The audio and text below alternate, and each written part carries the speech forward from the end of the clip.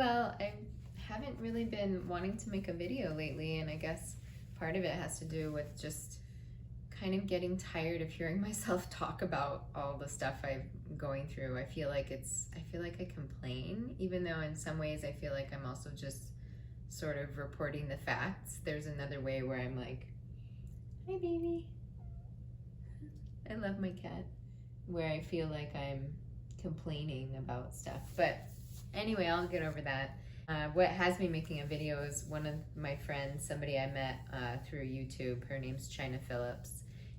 I just watched a video with her and her husband, and it was so delightful, and it really brought me joy. And one of the things I'm really focusing on right now are things that bring me joy, because I've been in a depression state for a while. It's not something I'm really familiar with, so it's hard to even self-diagnose.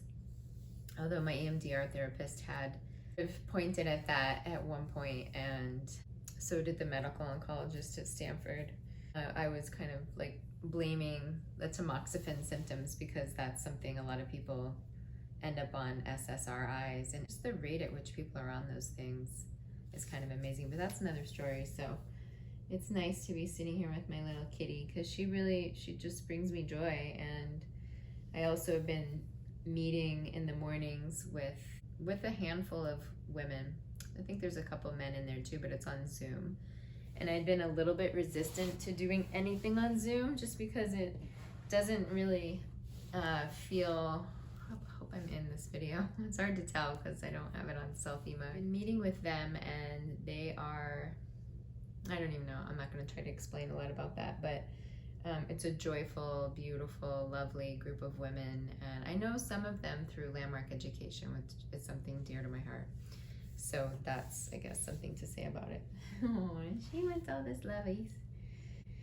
So, focusing on joy. The other thing I've been doing is I've been walking. I just started over the weekend. Today's Monday, so maybe like end of last week. I just started walking in the morning and at night. I woke up one of the days, maybe it was Friday or something, and I felt awful. And I thought, like, what am I gonna do? Start working, start cleaning, start getting occupied, start occupying myself with a bunch of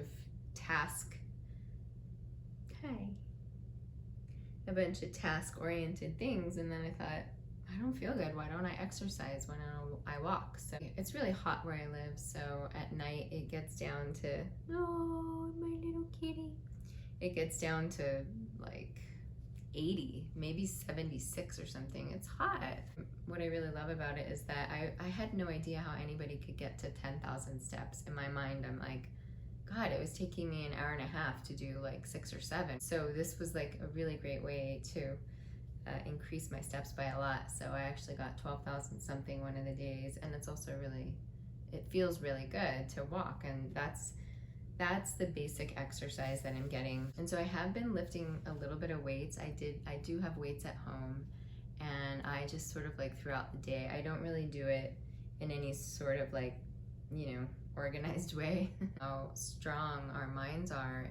Ever since I've known about having the osteopenia and osteoporosis diagnosis, I now feel like I have pain in my back, and I don't feel like I had pain in my back before. I've been trying to work out and do what I can. I've also had a sore throat last night. I was on the National Platelet Disorder website.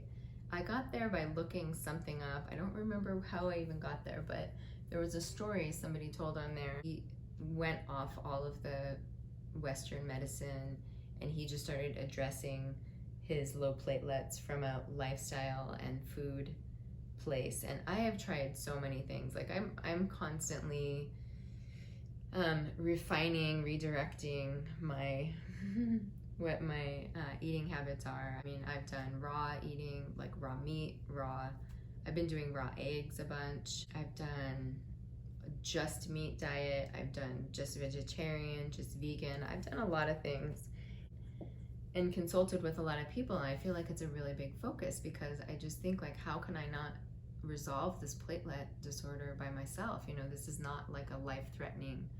It's not life-threatening unless the platelets get under 10,000, or some say under 20,000, but I should be able to address this myself. And so pause, and what I want to say is that I'm allowing them to give me the injections every week.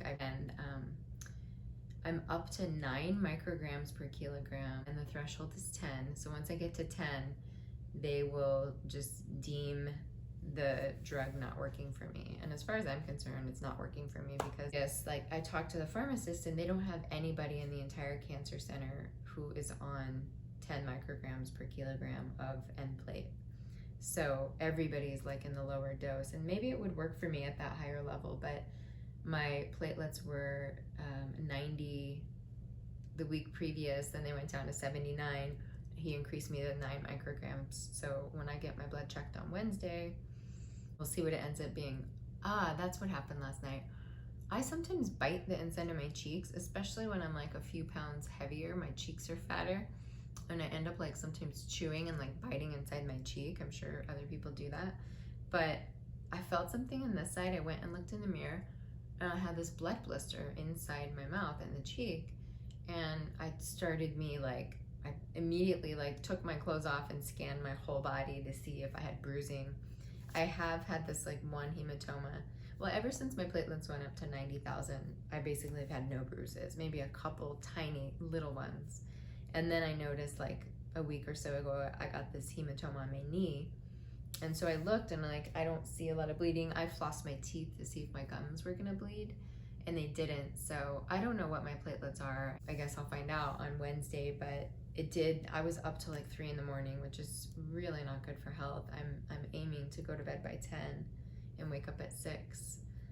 And I'm waking up at 6 almost no matter what. I ordered the audiobook, Eat Right for Your Blood Type, which I know it's controversial, but you know what? Everybody's food choices are controversial.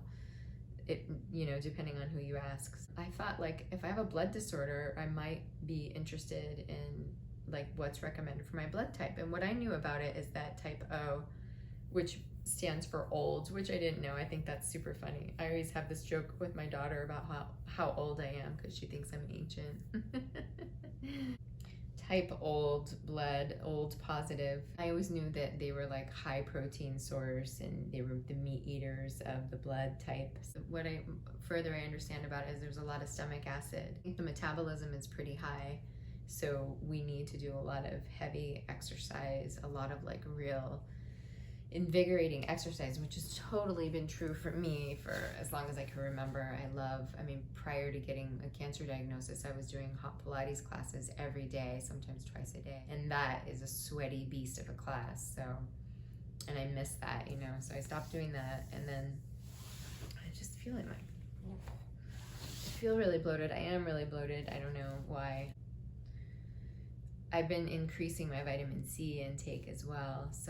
And also eating a lot of the raw eggs. I've been getting some consultation from a friend on that, and it sometimes can cause like gastrointestinal disturbance. So sometimes too much vitamin C can do the same. But anyway, all that to say, every other day I think I have COVID, and I haven't even been that freaked out about it. But like every time I go into a hospital, which is pretty regularly, they're asking me like, do you have any symptoms? And the symptoms list is like 20 long now. Shortness of breath and there's a whole bunch of stuff on there. And so one of the side effects from Nplate is an upper respiratory tract infection. And I just had my pulse diagnosed a couple of days ago because I'm starting up on acupuncture again. And a friend of mine who's an acupuncturist, she also does Chinese herbs. I love Chinese medicine. It's been really effective and useful for me. She was doing pulse diagnosis on my wrist, and they also look at the tongue, and it kind of blows me away that anybody can take your pulse on your wrist and make just these slight adjustments with their hands and be able to tell like all the organs, all the systems of the body.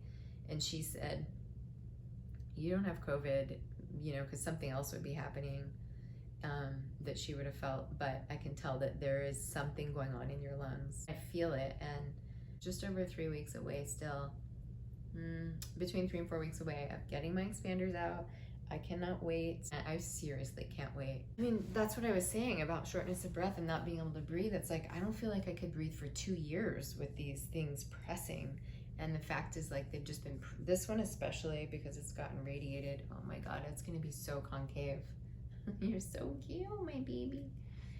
going to be so concave, and I've actually just sort of accepted that, and I feel okay about it. I mean, I saw some pictures of some women and I thought, wow, that's intense. As though being flat isn't like bad enough in terms of just dealing with the emotional component of it, to then have to be like concave is just like a little added benefit. He's so cute. Also getting the port out, I've said that, but I cannot wait. Like I know I'm gonna be able to breathe better. I listened to the women who are in the Facebook groups, and some of them talked about like rib pain, bone pain, and sort of just like generalized throbbing kind of pain and achiness after going flat for like many months. Maybe one or two said years. And God, I really hope not. But I did ask them about peeling versus scraping the capsule, and the capsule, I guess, is what they call it when they take out the implant, expanders or the implants. There's not much I can do about that, but I am really counting down to when I don't need to have any kind of treatment from the doctor for the platelet disorder, because I know I can heal that by myself. I know I can. It's just gonna take time. And the only thing I worry about is if they get really low, there is that risk for a spontaneous head bleed, and I've already had the 2 head CTs, and you know, anytime I get a headache, it can be symptomatic of there being a brain bleed. So that's pretty scary, actually. And then once I get this out, if I were to choose to do the Rituxan, which would be my 3rd attempt at trying to resolve the platelet issue, they would have to just use my veins, and I won't have the benefit of this port at that point. It's a choice I'm making because, man, I do not want to have another surgery, like, no matter what. I really hope I don't even need to confront that question again in my life, or at least, no, again in my life. And I'm just praying, that the symptoms reverse, and it's totally possible. It's super possible. And I mean, that's kind of like why I joined this group with these ladies on Zoom, and is because I just, you know, hope and prayer and miracles and magic and grace and all of that feels so important to my journey. I feel ragged in some ways. I don't know, I'm tired now. It's hot. It's like 90 something outside. So I feel better physically than I have in many months for sure. And I feel like less than good emotionally and mentally, although the last couple of days have been good. If I base it day to day, you know, it fluctuates, but if I look at it overall, like I'm definitely have something to get over in terms of the mental emotional piece of it. And I mean, God, you know, COVID doesn't help. What I'm going through, I mean, just by itself is difficult, and then throw COVID on top of it, and it just exponentially complicates the situation. I don't have my same EMDR therapist, and she's been, oh my God, she's just been so helpful for me. I've been able to bounce everything about my life off of her, and I love getting the reflection of an unbiased person. Now I need to find somebody else, and I did have a meeting with one person actually. She was good enough. I wasn't like, oh my God, I found my person, but I also wasn't like, yikes, you know, this is never gonna work. She was decent, and then she called me a few days later and said, you know, Anitra, I'm really sorry, but I'm not gonna be able to have you as my patient because I also had a breast cancer diagnosis, and listening to you was difficult for me.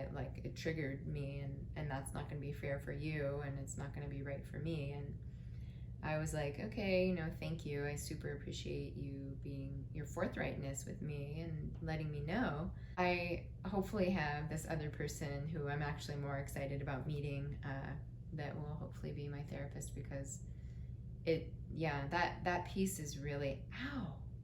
Every time I play with the cat, I get stabbed, which is my own fault because she has sharp claws and I have soft skin.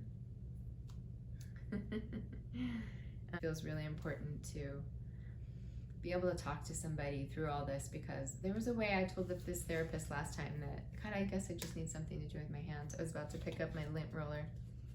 That's a fun thing to play with. Yeah. Oh, freaked her out. So I told the therapist last time, I've never thought of myself as a depressive person. It's just not an experience I've had of myself. And so this all feels new. But then when I look at my life, when I look at certain periods of time, no, I haven't spent, like, I don't drink, I don't do drugs, my habits were caffeine and to some degree sugar. And now I'm completely off coffee because I'm doing this blood type diet, and coffee is not good for O type blood. And when I look at my life, I can see that, yeah, there were definitely some trouble spots. I just don't think I dwell in general, although lately I feel like I have been doing this more. That's why I think I've gone into this depressive state, because I'm just sort of like dwelling on my circumstances a little bit more than I used to. I used to just be like, have enough bravado to think I can change anything. And I still think that. I do think mind over matter is a real thing, and intention and attention.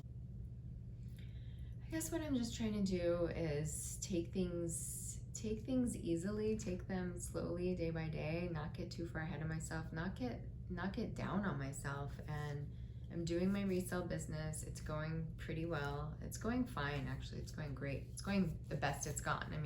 I continue to see an upward trend in sales, so that's really positive.